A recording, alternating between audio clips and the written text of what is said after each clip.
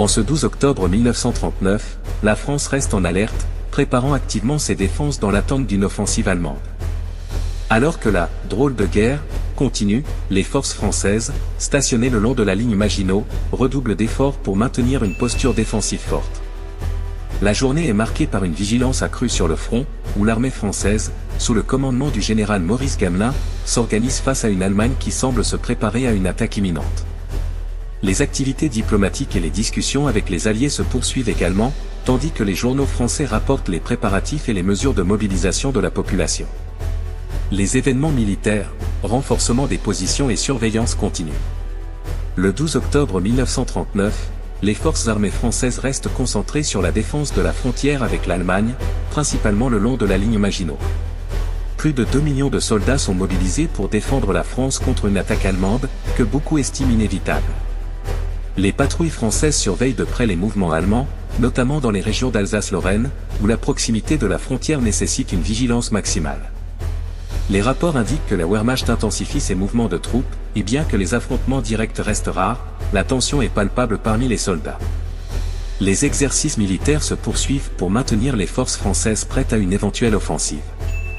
Des fortifications supplémentaires sont construites autour de points stratégiques, et l'approvisionnement en munitions, vivres et matériel militaire est renforcé dans les avant-postes. L'aviation française, bien que numériquement inférieure à la Luftwaffe, continue de moderniser sa flotte avec de nouveaux avions de chasse. Les missions de reconnaissance aérienne sont menées régulièrement pour surveiller les positions allemandes. Malgré l'absence d'attaques aériennes importantes, les pilotes français restent en alerte, prêts à défendre l'espace aérien en cas de bombardement. Le général Gamelin continue d'opter pour une stratégie défensive, convaincu que la France doit attendre une attaque allemande avant de prendre des mesures plus offensives. Cette approche fait toujours l'objet de débats parmi les officiers supérieurs et certains membres du gouvernement, qui craignent que la passivité ne donne l'avantage à l'Allemagne.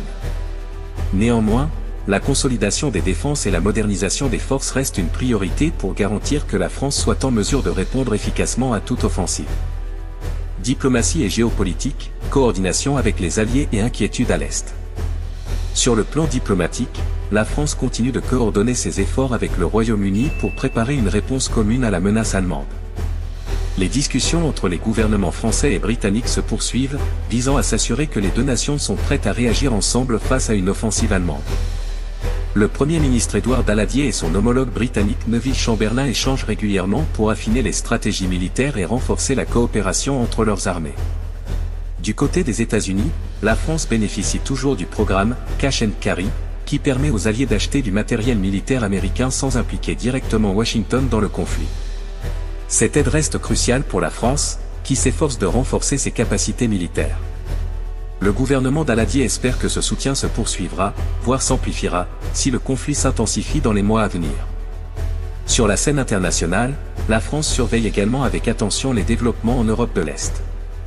Le pacte germano-soviétique, qui a permis à l'Allemagne et à l'Union soviétique de se partager la Pologne, reste une préoccupation majeure pour Paris. Les diplomates français craignent que cette coopération entre les deux régimes totalitaires ne se renforce, créant ainsi une menace encore plus grande pour les Alliés. De plus, l'expansion de l'influence soviétique en Europe centrale est vue comme un danger potentiel pour l'équilibre des forces en Europe. La presse et l'opinion publique, l'attente d'une attaque se fait pesante. Les journaux français du 12 octobre 1939 continuent de rapporter la situation de préparation en France et l'attente d'une offensive allemande. Le Figaro titre « La France en alerte, les troupes prêtes à toute éventualité », soulignant la mobilisation continue des forces armées et les efforts du gouvernement pour assurer que le pays soit prêt à faire face à la menace allemande. Le journal met en lumière les exercices militaires réguliers et la vigilance accrue des soldats le long de la ligne Maginot.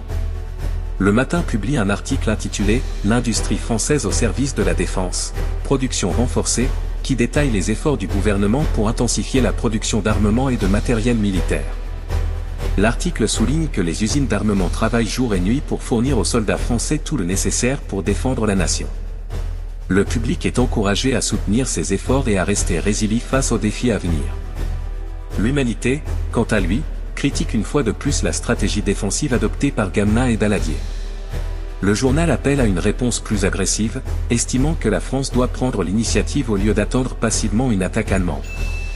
Les éditorialistes soulignent que l'attente ne fait que renforcer la position de l'Allemagne, et appelle à une mobilisation nationale plus rapide pour éviter que la France ne soit surprise par une offensive allemande.